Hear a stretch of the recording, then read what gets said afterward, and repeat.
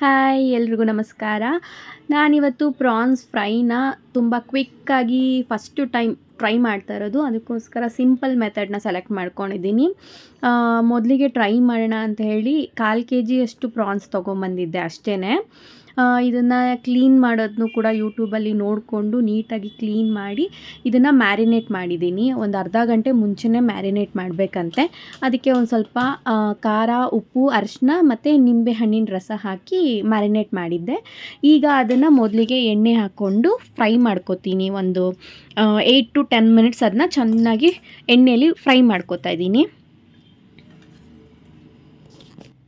ಇವಾಗ ಎಣ್ಣೆ ಎಲ್ಲ ಚೆನ್ನಾಗಿ ಕಾದಿದೆ. ಈಗ ಕಾದಿರೋ ಎಣ್ಣೆಗೆ ಸ್ವಲ್ಪ ಪ್ರಾನ್ಸ್ನೆಲ್ಲ ಹಾಕ್ಕೊಂಡು ಹುರ್ಕೊಂಬಿಡೋಣ ಅಂತ ಹುರ್ಕೋತಾ ಇದ್ದೀನಿ. ಒಂದು 10 to 12 ಮಿನಿಟ್ಸ್ ಇದನ್ನು ಚೆನ್ನಾಗಿ ಫ್ರೈ ಮಾಡಬೇಕು ಎಣ್ಣೆಯಲ್ಲಿ. ಅದು ಚೆನ್ನಾಗಿ ಅದ್ರ ಸೈಜೆಲ್ಲ ಇನ್ನೂ ಸಿಂಕ್ ಆಗುತ್ತೆ. ಸೊ ಅಲ್ಲಿವರೆಗೂ ಇದನ್ನ ಫ್ರೈ ಮಾಡಬೇಕು. ನಮ್ಮ ಮನೇಲೆಲ್ಲ ಪ್ರಾನ್ಸ್ನ ಮಾಡಿದ್ದಿಲ್ಲ. ಸೊ ಹಂಗಾಗಿ ನನಗೂ ಅಷ್ಟು ಐಡಿಯಾ ಇರಲಿಲ್ಲ ಹೇಗೆ ಬರುತ್ತೋ ಏನೋ ಅಂತ. ಹೆಂಗೆ ಮಾಡಿದ್ರು ಚೆನ್ನಾಗಿರುತ್ತೆ, ಟ್ರೈ ಮಾಡು ಪರವಾಗಿಲ್ಲ ಅಂತ ಹೇಳಿ ಸಂತೋಷ್ ಹೇಳಿದ್ರು. ಅದಕ್ಕೋಸ್ಕರ ಟ್ರೈ ಮಾಡಿದೆ. ಈಗ ಫ್ರೈ ಆಗಿರೋದನ್ನೆಲ್ಲ ಸಪ್ರೇಟಾಗಿ ಒಂದು ಪ್ಲೇಟ್ಗೆ ಎತ್ತಿಟ್ಕೊಂಡೆ. ಈಗ ಒಂದು 2 ಈರುಳ್ಳಿನ ಕಟ್ ಮಾಡಿ ಹಾಕ್ಕೊಂಡೆ. ಈರುಳ್ಳಿ ಚೆನ್ನಾಗಿ ಫ್ರೈ ಆದಮೇಲೆ ಇವಾಗ ಇದಕ್ಕೆ ಶುಂಠಿ ಬೆಳ್ಳುಳ್ಳಿ ಪೇಸ್ಟ್ನ ಹಾಕ್ತಾಯಿದ್ದೀನಿ. ನನ್ನ ಹತ್ರ ಶುಂಠಿ ಬೆಳ್ಳುಳ್ಳಿ ಇರಲಿಲ್ಲ, ಇದ್ದಿದ್ರೆ ಅದನ್ನು ಕೂಡ ನಾವು ಡೈರೆಕ್ಟಾಗಿ ಜಜ್ಜಿ ಕೂಡ ಹಾಕ್ಕೋಬೋದು.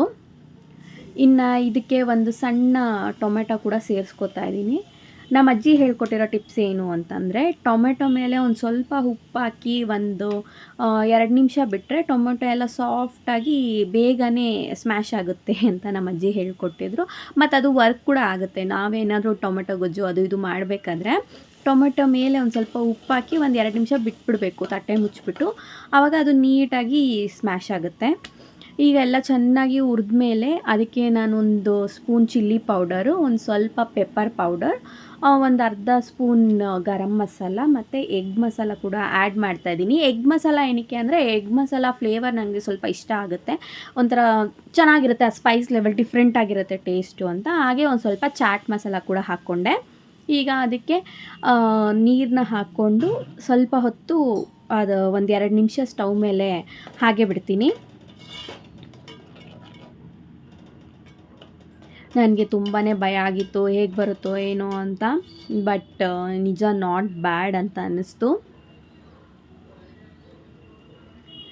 ಈಗ ಕುದೀತಾ ಇರಬೇಕಾದ್ರೆ ಈಗಲೇ ಪ್ರಾನ್ಸ್ ಹಾಕ್ಕೊಂಡೆ. ಈಗ ಸ್ವಲ್ಪ ಕರಿಬೇವು ಹಾಕ್ಕೊಂಡು ನಾವು ಈ ಥರ ಗೊಜ್ಜು ಥರ ಬೇಕು ಅಂದರೆ ನಾವು ಈಗಲೂ ಕೂಡ ಅದನ್ನ ಸರ್ವ್ ಮಾಡ್ಬೋದು. ನನಗೆ ಫುಲ್ಲು ಸುಕ್ಕ ಬೇಕಾಗಿತ್ತು, ಡ್ರೈ ಆಗಿರಬೇಕು, ತುಂಬ ಸ್ಪೈಸಿ ಆಗಿರಬೇಕು. ಅದಕ್ಕೋಸ್ಕರ ನಾನು ಸ್ವಲ್ಪ ಹೊತ್ತು ಅದನ್ನ ಚೆನ್ನಾಗಿ ಫ್ರೈ ಮಾಡಿಕೊಂಡೆ. ಮತ್ತು ಲಾಸ್ಟಲ್ಲಿ ನಾನೊಂದು 2 ಬಾಯ್ಲ್ಡ್ ಎಗ್ನ ಕೂಡ ಮಿಕ್ಸ್ ಮಾಡಿಕೊಂಡೆ. ಅದು 1/4 kg ತೊಗೊಂಬಂದಿರೋದ್ರಿಂದ ಶಾರ್ಟೇಜ್ ಆಗುತ್ತೆ ಅಂತ ಹೇಳಿ 1-2 ಮೊಟ್ಟೆನ ಕೂಡ ಆ ಮಸಾಲೆಗೆ ಮಿಕ್ಸ್ ಮಾಡಿಕೊಂಡೆ. ಬಟ್ ಟೇಸ್ಟ್ ಅಂತೂ ಸಕ್ಕತ್ತಾಗಿತ್ತು. ತಿನ್ನಬೇಕಾದ್ರೆ ಸ್ಟಾರ್ಟಿಂಗಲ್ಲಿ ಒಂದು ಸ್ವಲ್ಪ ಕಮ್ಮಿ ಮಸಾಲೆ ಅನ್ನಿಸ್ತು. ಬಟ್ ಆಮೇಲೆ ತಿಂತಾ ತುಂಬ ಚೆನ್ನಾಗಿತ್ತು, ಘಾಟಾಗಿ ಸಕ್ಕತ್ತಾಗಿ ಬಂದಿತ್ತು. ನಂಚೂರು ಬೇಯಬೇಕಿತ್ತು ಅನಿಸುತ್ತೆ. ಏನಿಲ್ಲ, ಮಸಾಲ ಒಂಚೂರು ಇದೇನು ಎಡಿಟ್ ಮಾಡ್ಕೊಚ್ಚ ಅಲ್ವಾ? ಹೇಳಿ ಪರವಾಗಿಲ್ಲ, ಫ್ರ್ಯಾಂಕ್ ಕೊಡ್ತೀನಿ. ಸುಳ್ಳು ಹೇಳ್ಬೇಕಾ? ಚೆನ್ನಾಗೇ ಬಂದಿದೆ, ಹಿಂಗೆ ಮಾಡಿ ಅಂತ ಏನಿಲ್ಲ, ಎಲ್ಲ ಚೆನ್ನಾಗಿದೆ. ಇನ್ನೊಂದು ಸ್ವಲ್ಪ ಮಸಾಲೆ ಜಾಸ್ತಿ ಬೇಕಿತ್ತು. ನೀನು ಅಲ್ಲಿ ಮೇಟೆಡ್ ಇದು ಮಾಡೋದಿಕ್ಕಿದಾರ ಫ್ರಿಜ್ಜಲ್ಲಿ ಯಾವಾಗಲೇ ಮಸಾಲ ಕಮ್ಮಿ ಇತ್ತು. ಇಲ್ಲ, ಖಾರ ಚೆನ್ನಾಗಿತ್ತು, ಅದೆಲ್ಲ ಸರಿ ಇತ್ತು. ಇದಕ್ಕೆ ಹಾಕ್ಬೇಕಾದ್ರೆ ಇನ್ನೊಂಚೂರು ಬಾಯಿಗೆ ಇಡ್ತಿದ್ದಂಗೆ ಬ್ಲಾಸ್ಟ್ ಆಗಬೇಕು ಮಸಾಲೆ ಅಷ್ಟೇ. ಏನೇನು ಹಾಕ್ಕೋಬೇಕು ಅದೆಲ್ಲ ಇನ್ನೊಂದು ಸ್ವಲ್ಪ ಜಾಸ್ತಿ ಹಾಕ್ಕೋಬೇಕು. ಸೊ ನೆಕ್ಸ್ಟ್ ಟೈಮ್ ಟ್ರೈ ಮಾಡ್ತೀನಿ ಆ ಥರ.